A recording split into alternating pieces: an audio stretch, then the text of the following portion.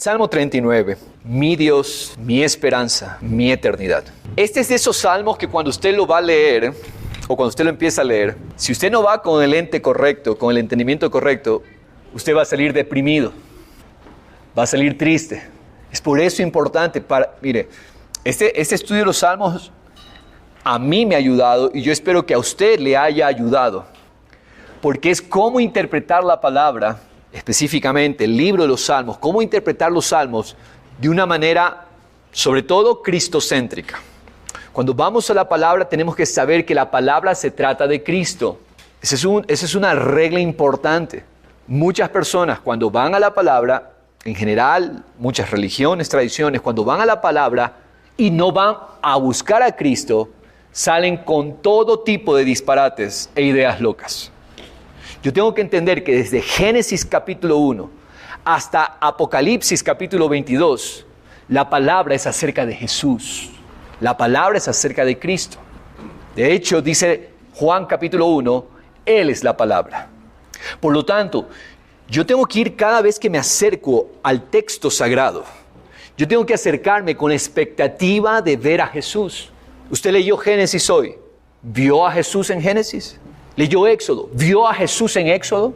Leemos cualquier libro, en Job yo tengo que ver a Jesús. En Cantar de los Cantares tengo que ver a Jesús. Ese es el lente correcto. Si yo no tengo estos lentes, yo que soy cieguito, no voy a ver la película clara, no voy a ver el panorama correctamente. Y voy a decir, ahí está Juancho, no es Juancho, es Marcelo.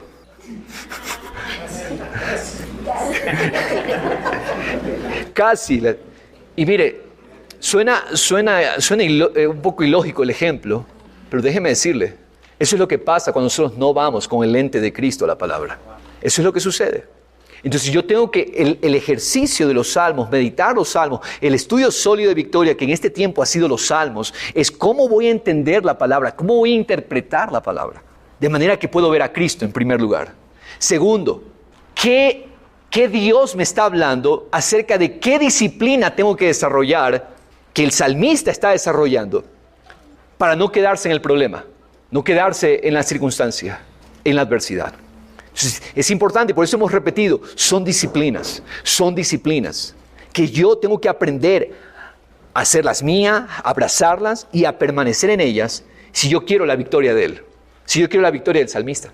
¿Dónde está Dios aquí? ¿Dónde está Cristo aquí? Pero yo con el lente correcto tengo que ir a ver, ¿dónde está Dios aquí? ¿Dónde está la eternidad aquí? Entonces vamos a leer Salmo 39. El título de este salmo en el original es Para el director del coro, para Jedutún, Salmo de David. ¿Okay? Como hemos dicho, salmo es una palabra para canción. Va dedicado, en este caso, ¿a quién? A Jedutún. Jedutún, ¿quién es? Director del coro. Hay diferentes directores musicales. Jedutún, Asaf, los hijos de Coré, todos ellos que son directores musicales. Son hombres hábiles en las artes musicales y aún más hábiles en dirigir al pueblo a la presencia del Señor. Entonces David, que compone este salmo, porque dice Salmo de David, le dedica, no es que le dedica, sino que lo encarga. Es como yo escribo este salmo y yo le encargo al director, Juan Andrés, este salmo. Dirija a la congregación con este cántico. Si los salmos son canciones, y en este caso es una canción que David escribe y se la entrega a Jedutún. ¿Quién es Jedutún? Bueno, primero quiero decirles qué significa el nombre Jedutún. Jedutún significa el que alaba, aún más el que es alabanza. El nombre Jedutún, de hecho, viene de la palabra Yadá. Yadá es la palabra en hebreo, una de las palabras en hebreo para adorar. Yadá es la palabra hebrea, raíz del nombre Jedutún. Entonces Jedutún significa el que alaba o el que tiene alabanzas, el que es alabanza. Su nombre significa Él es alabanza. Qué lindo nombre.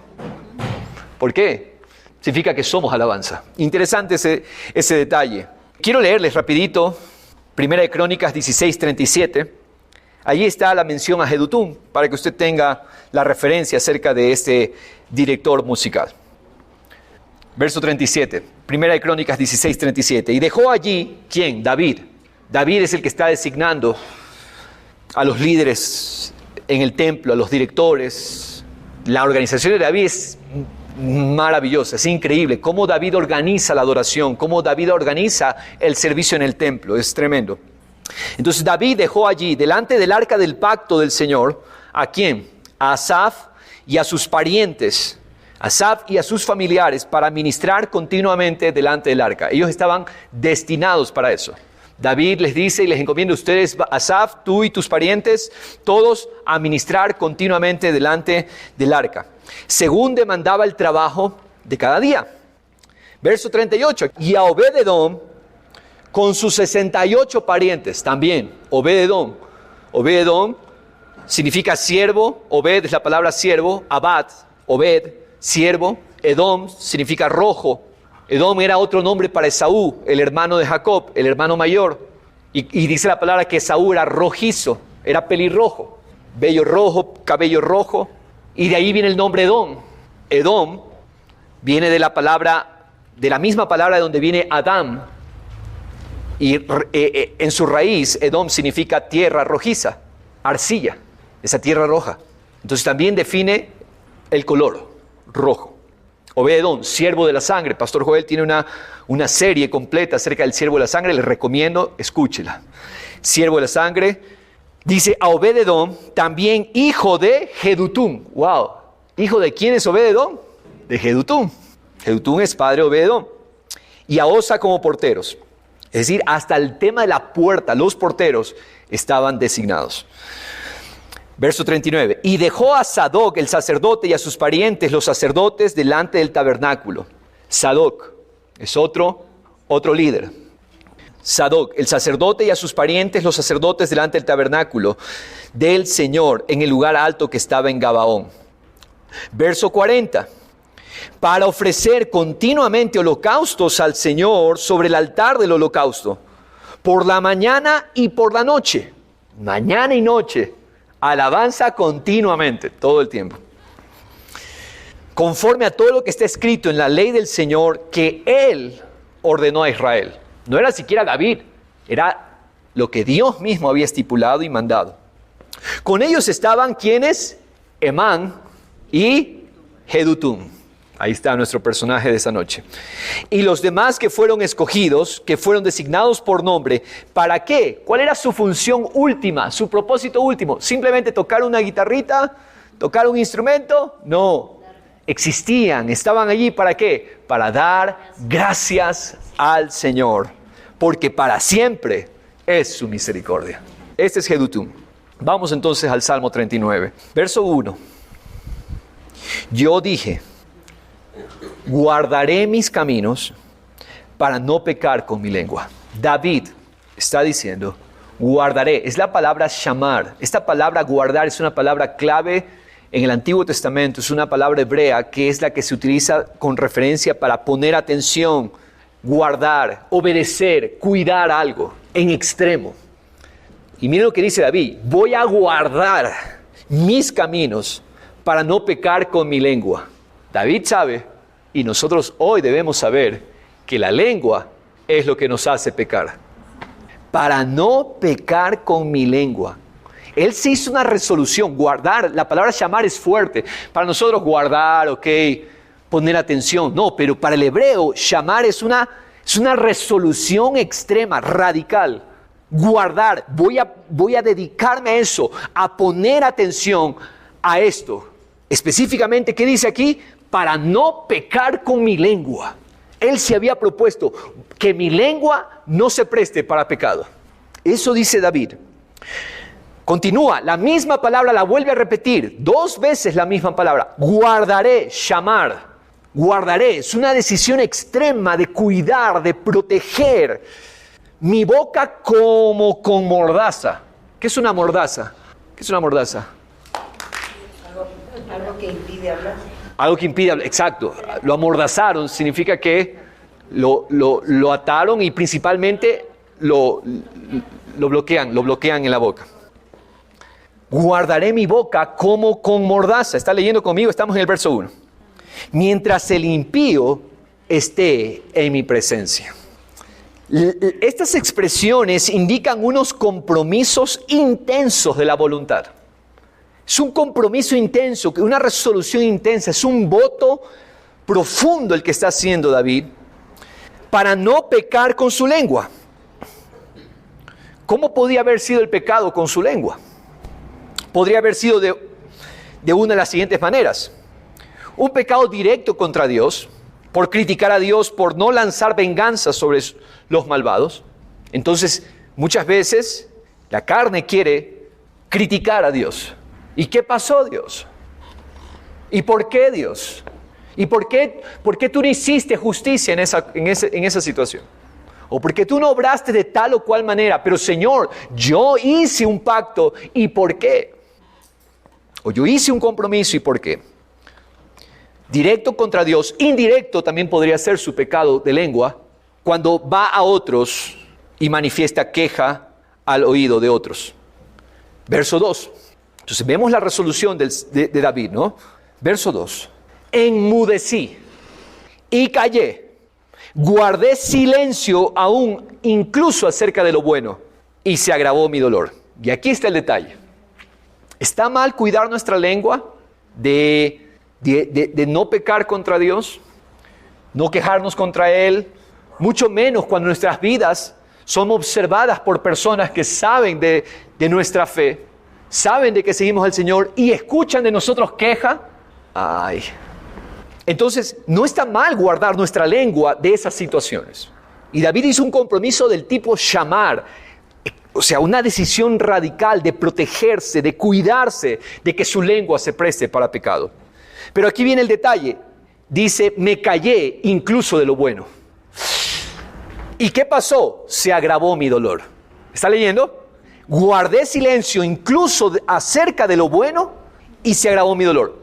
Yo quiero darle el ejemplo de alguien que se calló, que dijo, ya no voy a hablar ni siquiera lo bueno.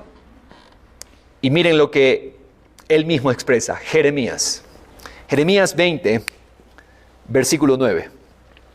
Miren lo que dijo el profeta Jeremías. Pero si digo, Jeremías había llegado a un punto de renunciar a su llamado, al propósito para el cual él existía. Jeremías capítulo 1 dice que Dios llamó a Jeremías como profeta de Dios. Dice, y yo pondré mis palabras en tu boca. No digas que eres joven, porque a lo que yo te diga que vayas, a eso tú irás. Y las palabras que yo te ponga, esas tú hablarás. Profeta, que iba a hablar las palabras de Dios. De hecho, un profeta tiene que hablar, ¿verdad? Porque el profeta, ¿quién es el profeta? Definición de profeta: el que habla al pueblo a nombre de Dios. Ese es un profeta. Definición de sacerdote, para que usted entienda la diferencia. Sacerdote es el que habla a Dios a nombre del pueblo. Profeta habla al pueblo de parte de Dios. El sacerdote habla a Dios de parte del pueblo. El sacerdote está intercediendo en la presencia de Dios por el pueblo. Como profeta él tenía que hablar, pero la oposición llegó a ser tan fuerte en la vida de Jeremías, los desprecios, los escarnios, las burlas, la persecución llegó a ser tan fuerte que Jeremías dijo, aquí se acabó todo, renuncio. Y ese es el versículo 9. Dice Jeremías, yo he dicho que ya no voy a hablar, pero si digo, no le recordaré ni hablaré más en su nombre a este pueblo. Esto se convierte dentro de mí, en mi corazón, como fuego ardiente encerrado en mis huesos. Hago esfuerzos por contenerlo y no puedo. Al profeta no se lo puede callar. Él mismo ha hecho la resolución, no voy a hablar, no voy a decir nada, se acabó, porque por hablar me estoy metiendo en problemas con este pueblo. Pero quise hacerlo y no pude. Se convirtió como fuego dentro de mí. David en este versículo 2 nos está diciendo, yo callé incluso de lo bueno y se agravó mi dolor. Sencillo. Dios quiere que nuestra lengua no se preste para hablar pecado, pero que nuestra lengua se preste para hablar sus palabras. Sea vuestra palabra, siempre dice, una palabra que edifique, como sazonada con sal. ¿Qué es lo que hablamos? Es importante. Esta resolución de David es importante. Entenderla correctamente es vital para nuestras vidas, porque nuestra lengua es un instrumento de parte de Dios. Pero si esa lengua no es sujeta al Espíritu, esa lengua destruye, esa lengua hace daño. Entonces, verso 3 dice, el Salmo 39, ardía mi corazón dentro de mí. Miren lo que produjo. Él se cayó. David se cayó incluso de lo bueno. Ardía mi corazón dentro de mí. Mientras meditaba, se encendió el fuego. Era un fuego que quemaba dentro de él. Se encendió el fuego. Entonces dije con mi lengua, y aquí viene el cambio de perspectiva. Verso 4. Señor, Jehová, hazme saber mi fin y cuál es la medida de mis días, para que yo sepa cuán efímero soy. David está pidiendo al Señor, dame perspectiva. Señor, ayúdame a tener la perspectiva correcta. Nosotros vamos a tomar decisiones y tomamos decisiones. Es mi oración que después de este mensaje resuenen dentro suyo que vamos a tomar decisiones con la perspectiva correcta. Porque somos prontos a tomar decisiones con una perspectiva estrecha, con una perspectiva temporal. Entonces, David le pide al Señor, Señor, a ver, el asunto es este. No es ni siquiera fuera el asunto. El asunto está dentro de mí. Señor, hazme saber mi fin. ¿Cuál es la medida de mis días para que yo sepa cuán efímero soy? Yo quiero decir esto aquí. Esto es clave. La falta de crecimiento, la falta de avance, la falta de madurez, el estancamiento espiritual se debe a que se pierde la perspectiva de quién es Dios, quiénes somos nosotros y llegamos a creer lo que lo temporal está gritándonos. Llegamos incluso a creer que todo está bien con nosotros. Llegamos a creer, incluso el estancamiento se debe a que creemos que hemos crecido lo suficiente. Y David en este salmo está clamando, Señor, no. Hazme saber porque yo no sé. Hazme entender porque yo no lo conozco. No sé cuál es la medida de mis días. Yo no sé cuán frágil es mi esfuerzo humano. Cuán temporal, cuán efímero. Señor, hazme entender, hazme saber. David está aquí humillándose delante del Señor y está diciendo, Señor, hay cosas que no las entiendo. Y tú tienes que mostrármelas, Señor.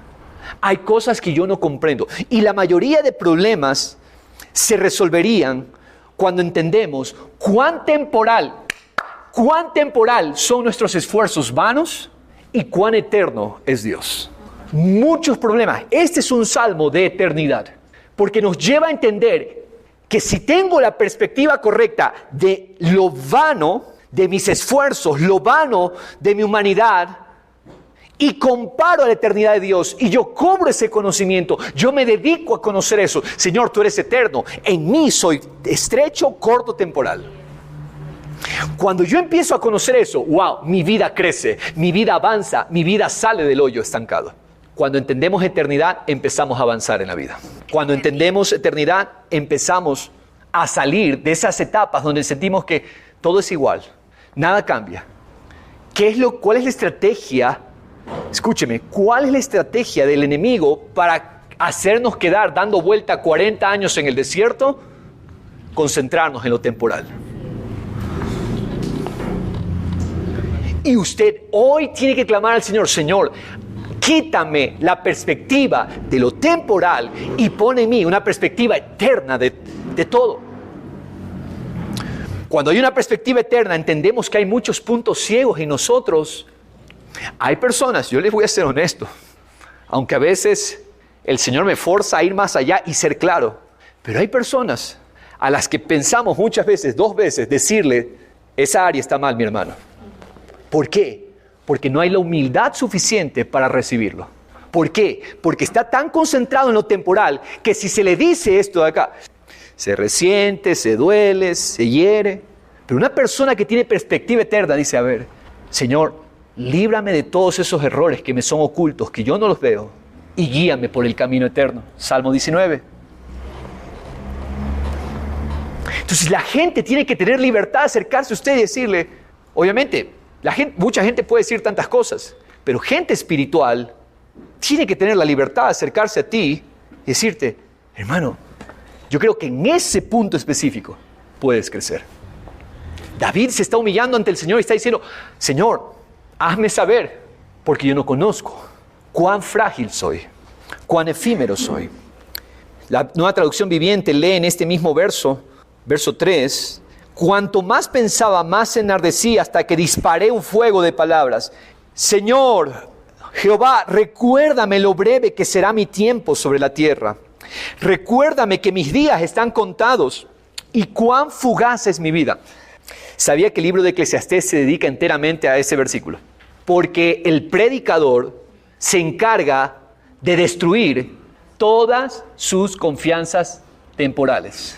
Y el predicador, el escritor de Eclesiastés, quiere que renunciemos a todas las esperanzas que nosotros normalmente nos gusta tener.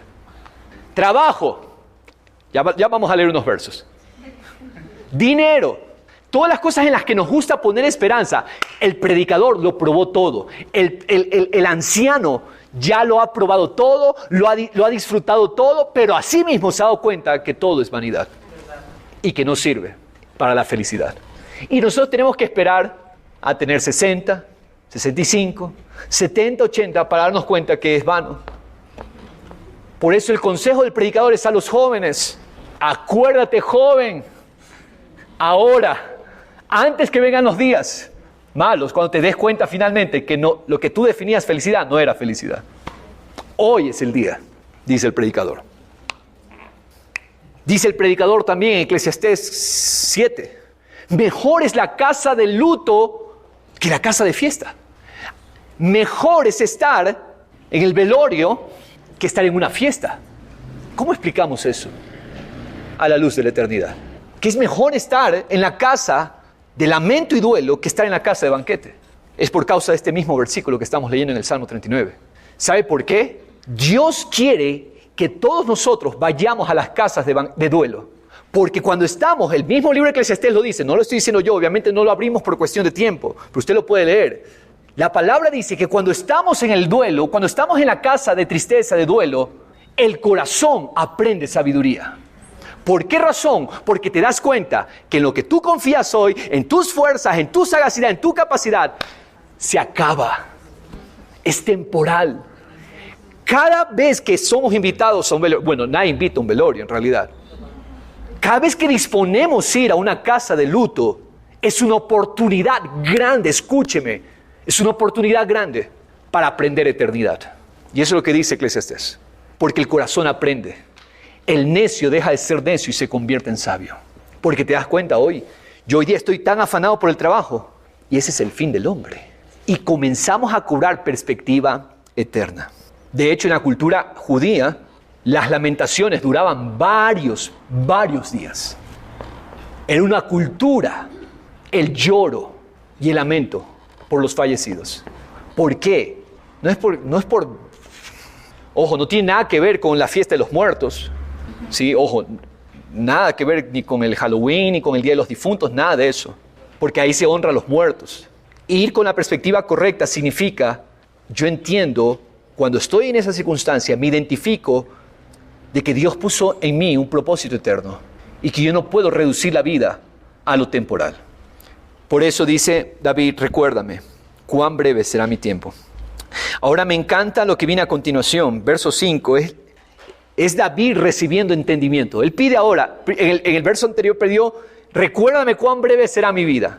Hazme saber porque no lo sé, Señor, no tengo la perspectiva. Estoy tan enfocado en lo temporal, estoy tan enfocado en lo terrenal. Enséñame. La respuesta es el versículo 5. ¿Qué perspectiva empieza a cobrar? He aquí, tú has hecho mis días muy breves. La palabra original es como palmos. Es más, yo creo que debe haber alguna traducción, algunos de ustedes tendrán una traducción donde dice, has hecho mis días como palmos. ¿Ah? Término corto también, exactamente. Pero el original es palmo. ¿Qué es el palmo? Es una medida de longitud. Ya le voy a explicar eso. Tú has hecho mis días muy cortos, muy breves, has hecho mis días como palmos. Y mi existencia es como nada delante de ti. En otras palabras, ese delante de ti es clave. Al comparar lo vano de mi vida con Dios, me doy cuenta que tú, Dios, eres eterno. El día domingo estábamos con Carlitos y Danilo compartiendo en mi casa, y Carlitos nos comentaba que hay su abuelita, 112 años. Yo le decía, yo quiero conversar con ella. ¿Cuál es su secreto? 112 años. Ahora, 112 años, ¿qué decimos todos? ¡Wow! Exactamente. Para nosotros eso es, wow, 112 años. Pero esos 112 años, delante de Dios, es como nada. Es como nada. Ya vamos a llegar a algo interesante. Ciertamente todo hombre, continúa David, incluso en la plenitud de su vigor, todo hombre cuando está más fuerte, en sus 20s, en sus 30s, en sus 40s, siente fuerte, ¿no? Cuidado ponerle esperanza en eso. ¿Qué dice? Es solo un soplo. En otras palabras, el original dice, es completa vanidad. ¿Qué es vanidad? Vanidad es vano, es nada, no aprovecha, no sirve. Saque todos los músculos que quiera sacar. No sirve. Mire, para la eternidad, eso es intrascendente. Todo hombre en la plenitud de su vigor es solo un soplo. Selah, pausa, intermedio, meditemos esto. Es lo que nos está diciendo, Selah. Y después de esa meditación, después de esa pausa, verso 6. Sí, como una sombra anda el hombre. Como una sombra. Una sombra. ¿Qué es la sombra? Es nada. No tiene materia la sombra. Es simplemente un reflejo, es algo que de un momento al otro deja de ser. Como una sombra anda el hombre. Ciertamente en vano se afana. Ciertamente, es cierto. En vano se afana, se alborota. Afanarse es la palabra alborotarse. En vano se alborotan. Yo imagino al Señor viéndonos cuando estamos nosotros afanados. Esto es lo que dice. En vano se alborota. En vano se afana. Mira lo que dice. Acumula riquezas. Dicho criollamente, no se sabe para quién se trabaja. Ahí lo dice. Creo que de ahí sacaron ese dicho. Acumula riquezas y no sabe quién las recogerá. Nada de esto lo vas a sacar. ¿Y cómo perdemos la paz? ¿Cómo perdemos el gozo? ¿Cómo perdemos la eternidad? Por estas cosas. Acumula riquezas y no sabes quién las recogerá. Usted no va a sacar ninguna de esas cosas. Ninguna. ¿Vamos a sacar cosas de aquí? Sí, solo lo eterno. Lo eterno sí lo vamos a sacar y se va a ir con nosotros. Hay muchas cosas eternas y podemos hacer todo un mensaje acerca de cosas eternas, cosas que son eternas y que las vamos a sacar.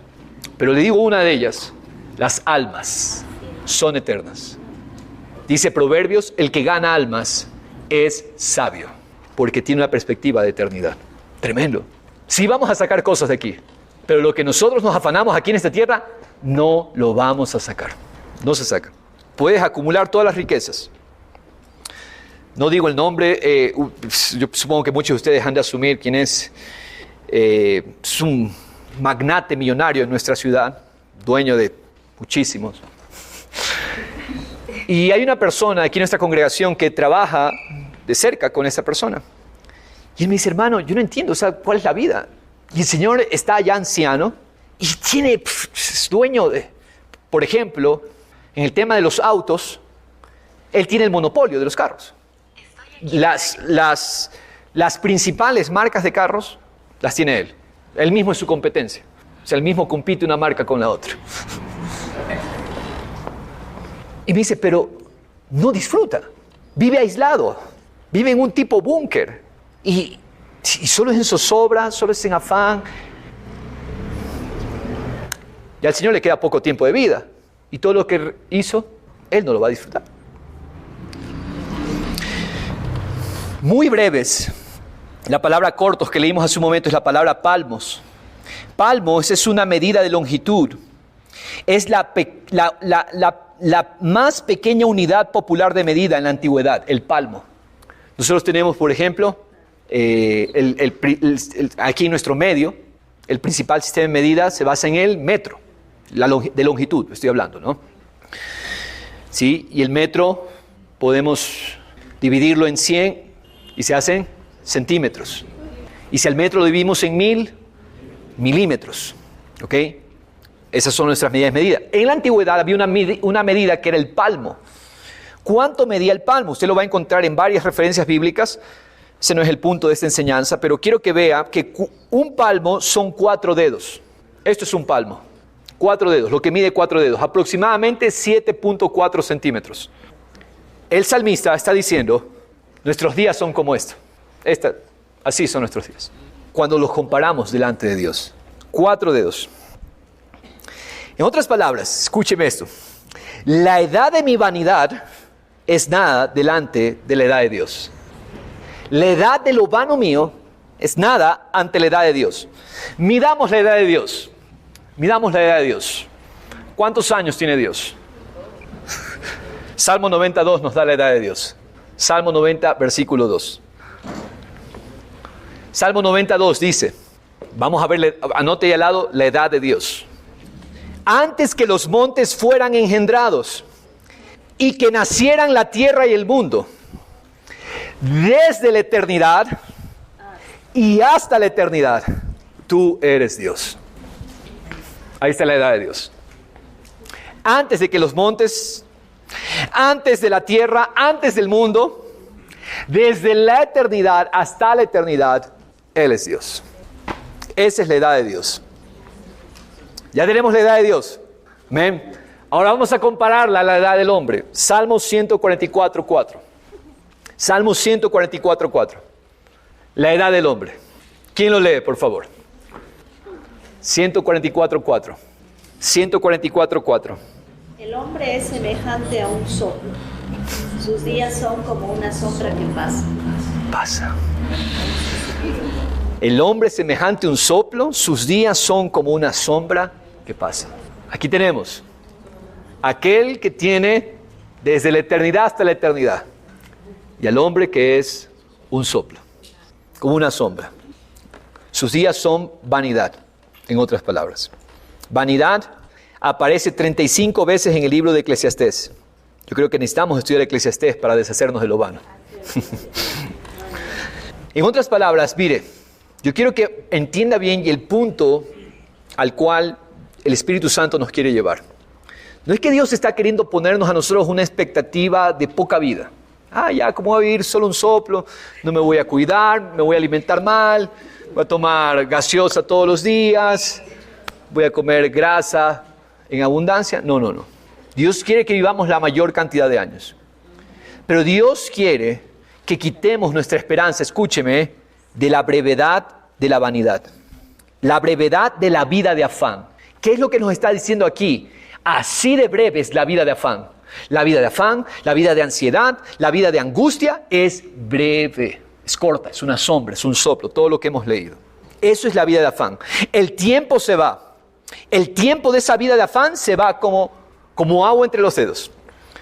La existencia se desvanece. El vigor, la fuerza que tú tienes, no aprovecha. Y las riquezas se van. Este es el resultado que el pecado produjo en el hombre y en su entorno. La vida de afán, la vida de ansiedad es así, de corta, se desvanece, su fuerza no aprovecha, las riquezas se van. Ciertamente, por eso dice, en vano se afana. Eso lo leímos. Ciertamente, en vano se afana. Veamos un poquito de Eclesiastés capítulo 2. Vamos a ver cuán vano es el trabajo sin eternidad. Usted trabaja sin eternidad. Yo oro que el Señor nos guarde de eso. El trabajo sin eternidad es un drenaje. Drena, consume. El trabajo sin eternidad. Hace unos domingos hablamos, cuando trabajamos con eternidad, el trabajo es una bendición de Dios. Pero vamos a ver el trabajo sin eternidad. Eclesiastés 2:18. Miren lo que dice el predicador. Asimismo aborrecí todo el fruto de mi trabajo con que me había afanado bajo el sol. Él empezó a aborrecer el fruto. Para nosotros sería el salario, lo que ganamos, lo que nos pagan, o lo que cobramos. Él empezó a aborrecer todo el fruto de ese trabajo. Llegó a un punto donde finalmente se da cuenta y cae en un aborrecimiento hacia el fruto de su trabajo, trabajo por el cual él mismo se había afanado bajo el sol. el cual tendré que dejar al hombre que vendrá después de mí. Ese fruto lo trabajé, lo sudé, para que otro lo disfrute. Y quién sabe, verso 19, si esa persona que va a tomar lo que yo trabajé, quién sabe si será sabio o necio. Tanto que me esforcé, tanto que trabajé, y ahora estoy aquí, ¿será sabio o necio? Sin embargo, él va a tener dominio sobre todo el fruto de mi trabajo, con que yo me afané obrando sabiamente bajo el sol. También esto es vanidad. Por tanto, verso 20 dice, me desesperé en gran manera. El original dice, desesperé mi corazón, volví a desesperar mi corazón por todo el fruto de mi trabajo con que me había afanado bajo el sol. Cuando hay un hombre que ha trabajado con sabiduría, con conocimiento y con destreza, y da su hacienda es la porción, ¿sí? Esa ganancia, da su hacienda al que no ha trabajado en ella, eso también es vanidad y un gran mal. Continúa. 22. Porque ¿qué recibe el hombre de todo su trabajo y del esfuerzo de su corazón con que se afana bajo el sol? Porque durante todos sus días su tarea es dolorosa y penosa. Así es el trabajo sin eternidad. Penoso, doloroso. Ni siquiera de noche descansa su corazón. Llegamos a dormir y seguimos trabajando. Y seguimos pensando. También esto es vanidad. ¿Qué significa? También esto no aprovecha. Es nada, es un soplo. No es eternidad. Verso 7, regresemos al Salmo 39. Este Salmo tiene 13 versículos. Llegamos al versículo que es el centro de este Salmo. Yo pienso, obviamente los versículos no estaban en los textos originales, ¿no? Los versículos son una división que hicieron después para facilitar la lectura. Pero creo que no hay azar en esto. Creo que Dios está detrás de esto, porque justo el versículo al que hemos llegado, el versículo 7 que está en el centro, hay 6 versículos arriba, 6 versículos abajo. En medio de este Salmo, el verso 7 es la clave. 6 versículos arriba, 6 versículos abajo. Versículo 7 es el versículo donde tenemos que poner nuestra concentración. Verso 7 dice, y ahora, Señor, ¿qué espero? En otras palabras, Señor, si todo esto es vanidad, si mi afán es vanidad, si estar ansioso es vanidad, no aprovechas. Si el acumular riquezas no aprovechas, Señor. La pregunta es, ¿en dónde pongo mi esperanza? Y aquí viene. En ti. Léalo conmigo. ¿En quién? En ti está mi esperanza. Es hora de regresar a este versículo. Señor, en ti voy a esperar. En ti voy a confiar. En ti me voy a refugiar. En ti hay tantas cosas. En ti descansaré.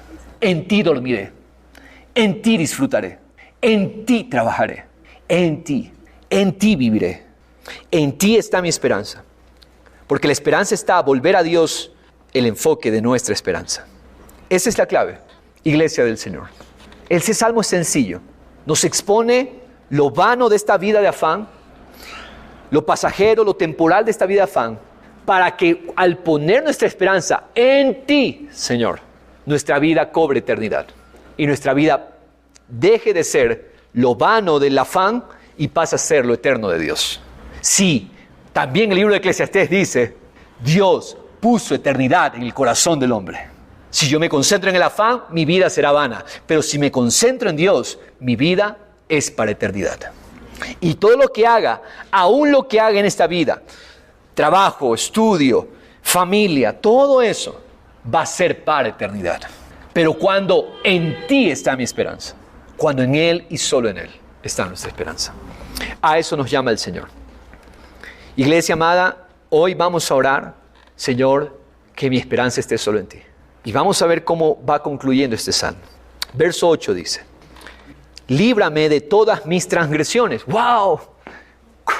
Él empieza a orar, Señor, líbrame de mis transgresiones. ¿Qué es transgresión? Según este salmo, ¿por qué trae eso aquí? Es que hay un entendimiento. Detrás de esta palabra transgresión es la misma palabra rebelión. Si en el versículo 7 él dice, en ti está mi esperanza, yo le pregunto a usted, yo sé que usted tiene el Espíritu de Dios. ¿Qué es transgresión? No poner en Él mi esperanza. Rebelión, Nueva Traducción Viviente utiliza la palabra rebelión. ¿Qué es rebelión? No poner en Él mi esperanza.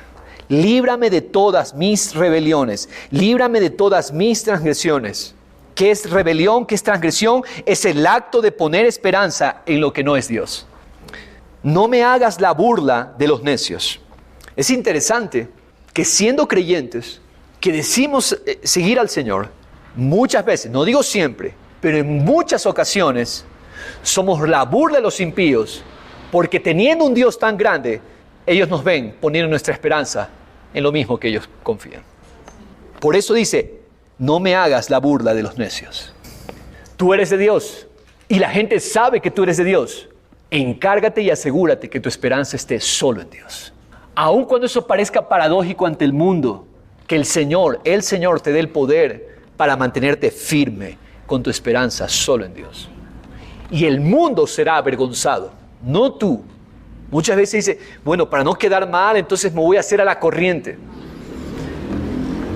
No queremos ser la burla de los necios. Me encanta Apocalipsis 3, a la iglesia de Filadelfia, la única iglesia en la que Jesús no haya reproche alguno. Jesús le dice a Filadelfia, porque guardaste mi palabra en medio de tiempos difíciles, en medio de tiempos de presión, porque guardaste la palabra de mi perseverancia, yo te guardaré a ti del día de la prueba que está por venir. ¿Qué nos guarda y qué nos protege, iglesia? Estar firme en la esperanza. Señor, mi corazón lo pongo en ti. Mi esperanza eres tú, Señor. El mundo se para de cabeza. Señor, tú sigues siendo mi esperanza. Tú eres mi refugio.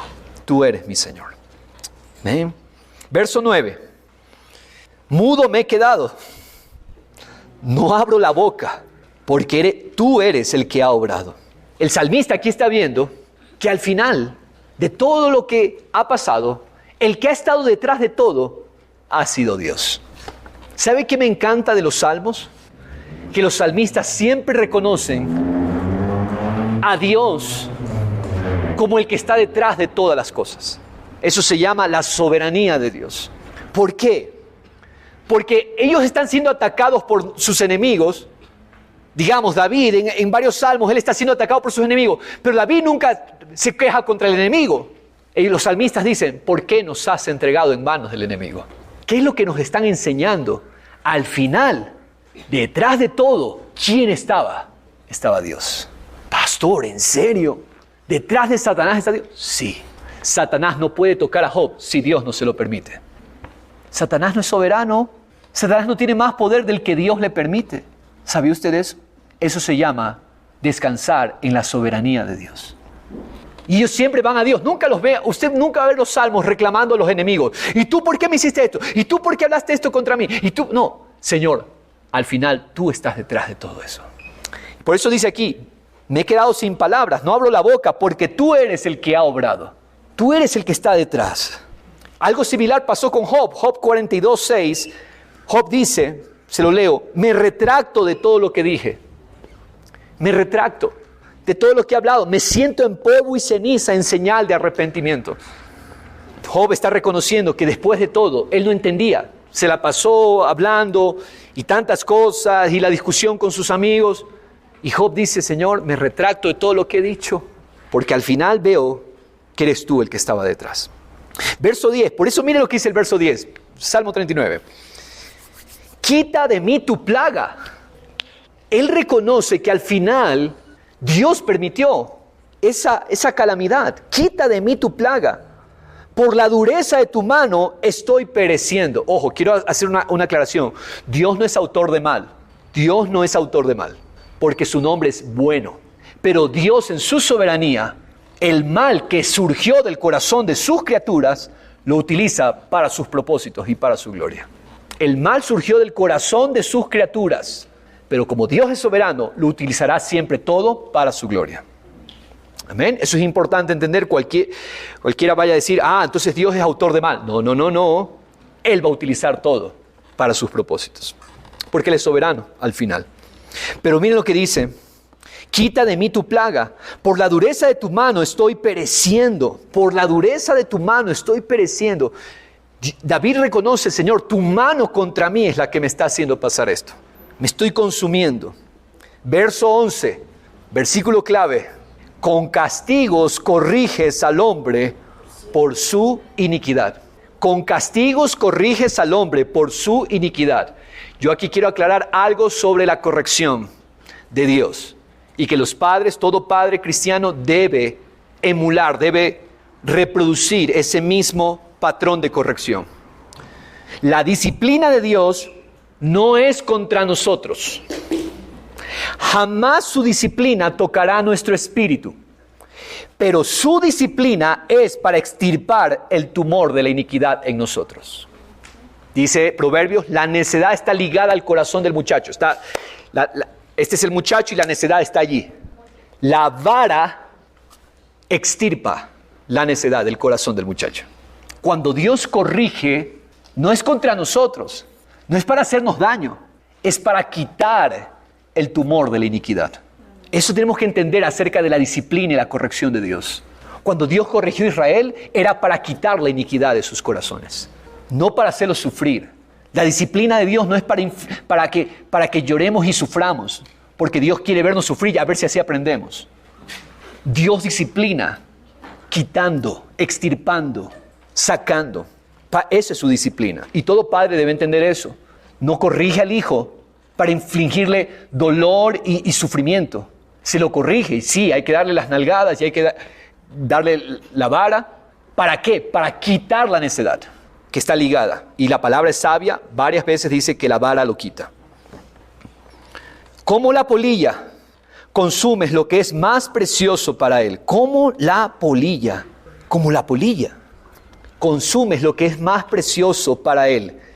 Iglesia, Dios se encargará de consumir todo aquello que consideramos precioso fuera de Dios. Dios va a consumir todo aquello que consideramos precioso, valioso. Esto es precioso para mí y también es precioso Dios.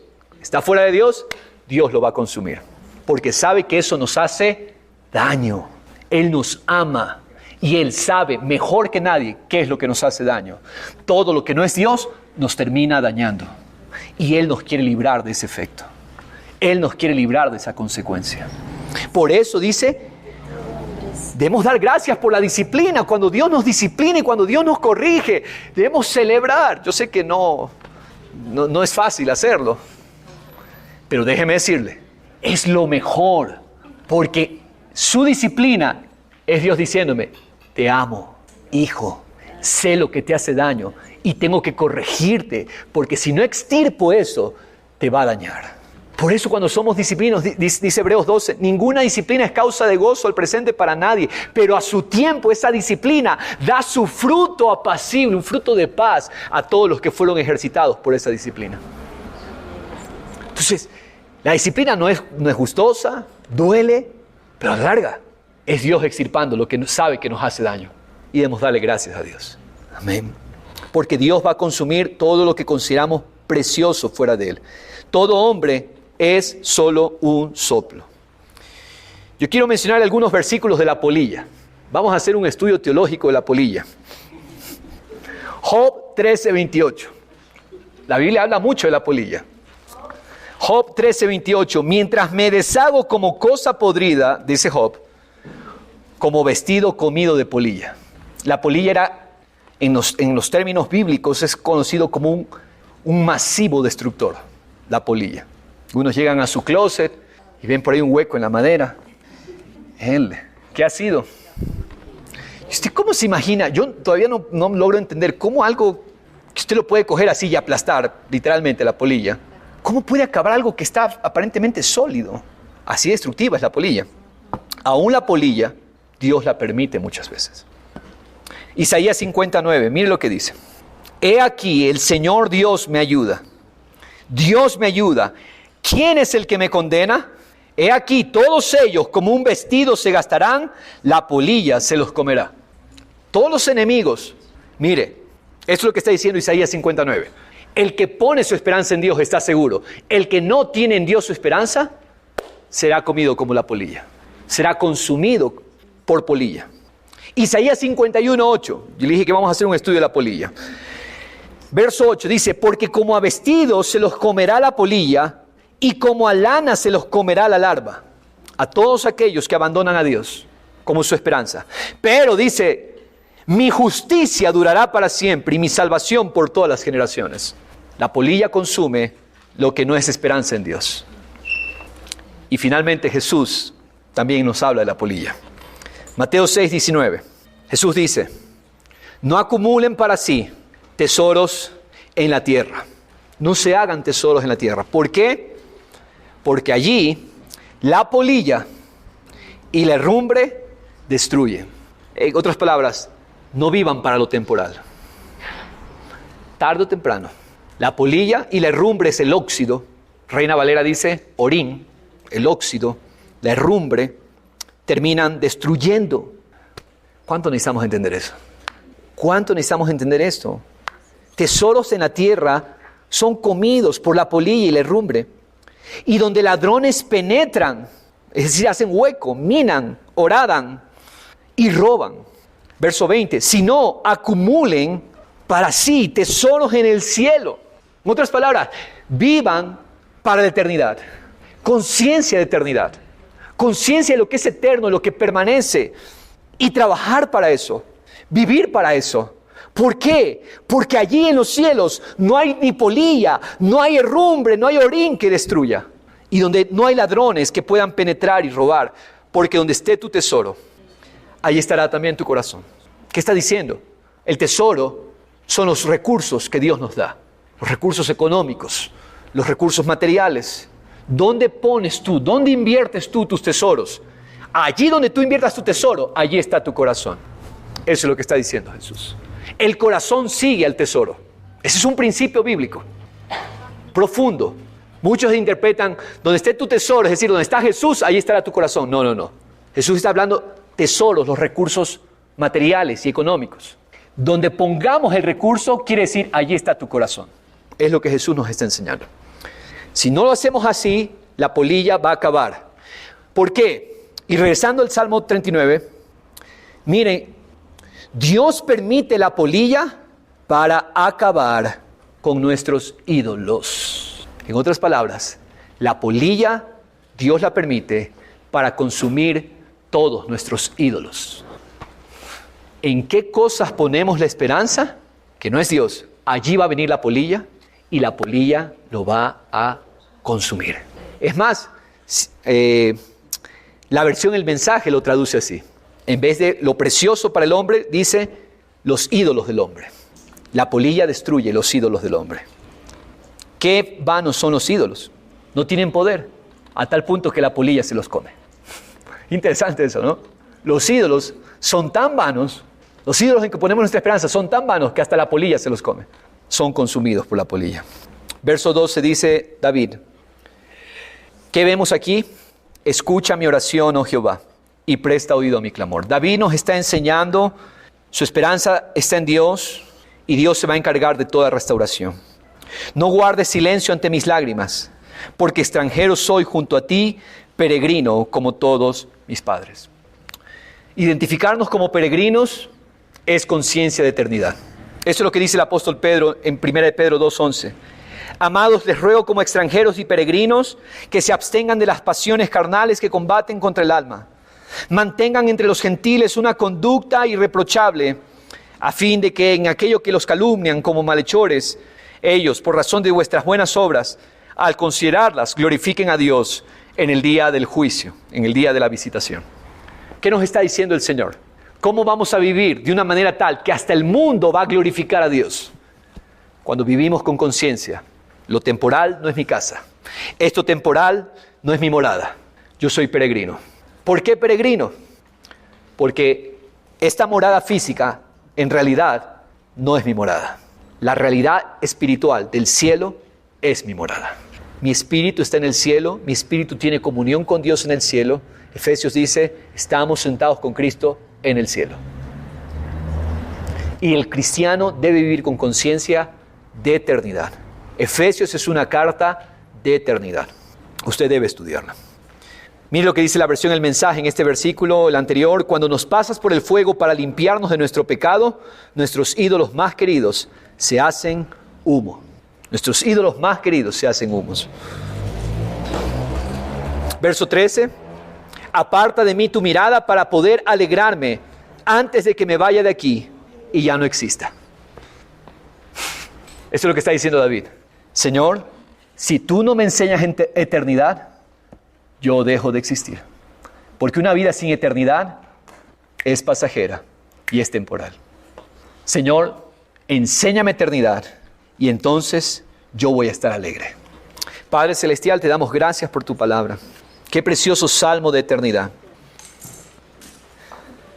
Hoy entendemos un poco más muchas cosas que han sucedido a lo largo de nuestro caminar. Planes que se vinieron abajo, relaciones que se terminaron, situaciones que nos desilusionaron. Pero hoy reconocemos que todo era tu mano de amor, consumiendo nuestros ídolos más queridos, las cosas en las que pusimos esperanza. Porque así tú trabajas con nosotros, porque nos amas, Señor. Tú corriges al hombre para quitar toda iniquidad. Tu trabajo de amor es extirpar la iniquidad de nuestro corazón.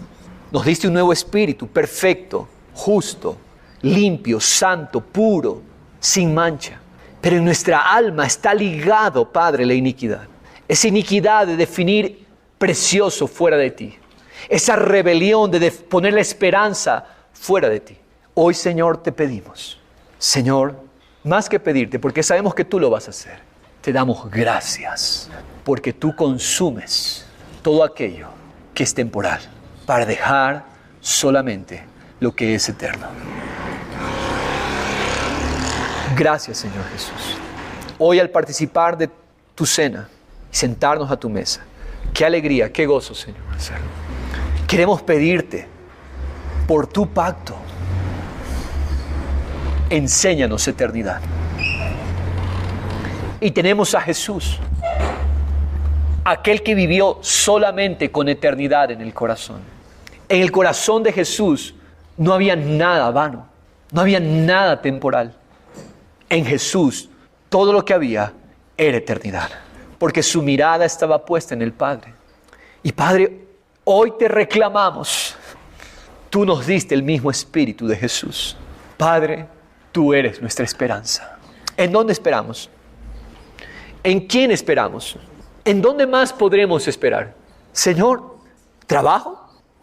No, Jesús. ¿Vigor, fuerza, juventud? ¿Ponemos la esperanza en eso, Señor? No, Padre.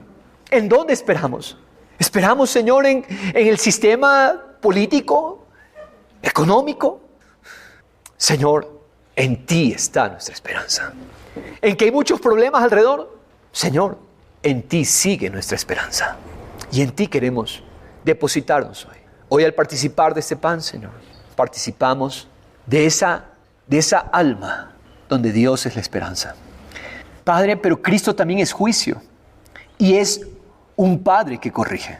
Al comer este pan, espiritualmente sabemos que estamos comiendo también tu disciplina, quitando, Señor, nuestros ídolos. Derriba todo ídolo. Padre, a veces es doloroso, pero sabemos que es lo mejor siempre, para gloria, para bendición, para ver eternidad, Señor. Gracias porque nos amas. Señor, este salmo es para quitar toda esperanza de lo vano y poner esperanza en el eterno. Te adoramos hoy, Dios, aquel cuya edad es desde la eternidad y hasta la eternidad. Ese eres tú, Dios. Danos esa perspectiva hoy, en el nombre de Jesús. Participemos, iglesia, comamos eternidad, comamos a Jesús. Y Padre, con la copa en la mano, te recordamos que somos tuyos. Tú nos compraste y venimos a ti. De ti y para ti existimos. Gracias, Señor. Tú lo haces. Tú estás comprometido por el pacto de la sangre de tu Hijo. Sellaste un pacto con Jesús para nuestro beneficio. Y tú lo harás. Yo hoy reclamo para todo este pueblo, esta congregación que hoy se ha dado cita, y los que, Señor, luego escucharán el mensaje en la grabación. Yo te pido para este pueblo que ha sido lavado por tu sangre, un corazón donde solo Dios es esperanza. Un corazón donde solo Dios es esperanza. Un corazón donde solo Dios es la esperanza. Un corazón donde solo Dios es la esperanza. En el nombre de Jesús y por la sangre del pacto eterno, te decimos, gracias Jesús. Amén. Participemos de la copa de su salvación. En Cristo te agradecemos. Amén y amén.